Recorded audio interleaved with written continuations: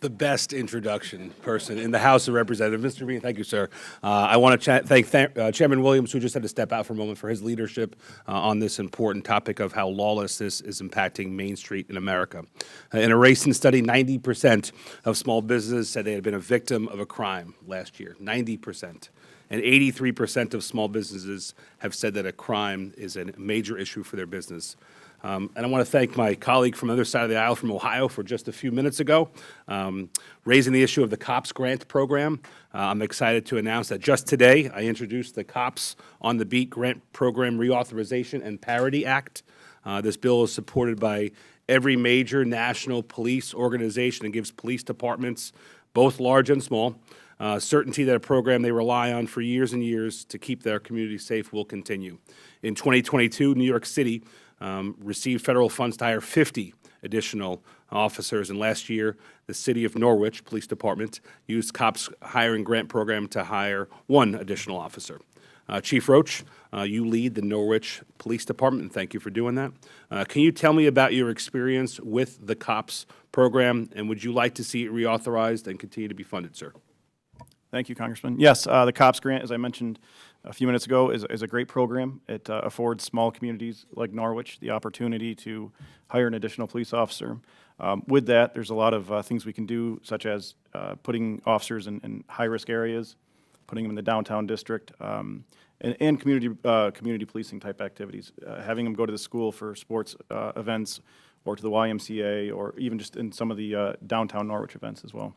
Out of curiosity, how large is your department, and what is the impact of hiring just 1 officer in relation to overtime, patrols, other things that help enhance community safety? 1 may not seem like a large number to many, but what can 1 do for your police department? It is significant. We have 21 full-time officers. 1 additional officer relieves the burden of overtime. Most of our officers are working anywhere from 200 to 400 hours a year of overtime. It takes that, it cuts that in half at least, and it affords an opportunity to potentially promote another detective to work in the detective division. Great, thanks so much. Shifting gears, Mr. Chairman, organized retail crime is on the rise throughout the country. Organized retail crime is the large-scale theft of retail merchandise with the intent to resell that merchandise for financial gain. It typically involves a criminal enterprise employing a group of individuals who steal large quantities of merchandise, and it affects businesses of all sizes. I'm proud to co-sponsor the Combating Organized Retail Crime Act. This expands federal enforcement of criminal offenses related to organized retail crime. Mr. Scott, thanks so much for being with us today. Would you support a bill that ensures criminals are held accountable rather than progressive DAs allowing these offenses to go unpunished?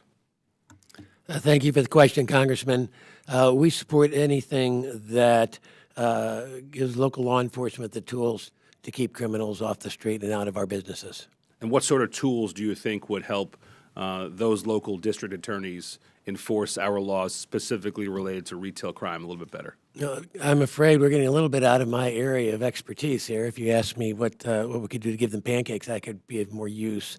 Again, there's a lot of ideas around, but we do what we can at our end. For instance, we support the Adopt a Cop programs in the communities where it takes place. But anything on the governmental side that gives law enforcement the tools they need to keep the criminals from recidivism, I think, is very valuable. Yes, I would agree, and maybe at a future meeting I could take up on that pancake offer. Chairman, I yield back.